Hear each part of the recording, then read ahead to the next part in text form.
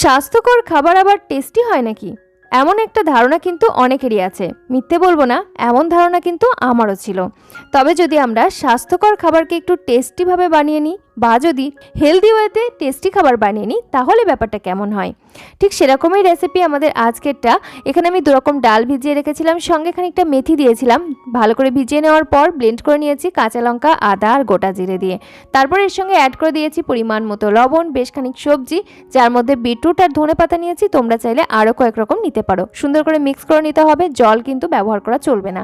এদিকে আমি নিচ্ছি টক দই। তোমরা চাইলে টক মিষ্টি দইও নিতে পারো, তবে পরিমাণে একটু বেশি নিতে হবে। যেহেতু দইটা বেশ ঘন, তাই আমি খানিকটা জল ব্যবহার করব। মশলার মধ্যে দিয়ে নিচ্ছি খানিকটা চাট মশলা, ভাজা মশলার গুঁড়ো, গুড়ের পাউডার এবং ইমলি পাল্প। সমস্ত কিছু একসঙ্গে ভালো করে মিশিয়ে নিচ্ছি। চাইলে এখানে ভাজা জিরের গুঁড়ো ব্যবহার করা যেতে পারে। জল দিয়ে একটু পাতলা করে নিয়েছি, যেহেতু বেশি ঘন ছিল। আপ্পে প্যানে সামান্য তেলের মধ্যে গোটা জিরে এবং কালো জিরে দিয়েছি, আর তারপরে পছন্দ অনুযায়ী কালার ধরিয়ে উল্টে পাল্টে ভেজে তুলে নিলেই তৈরি হয়ে গেল আপ্পে।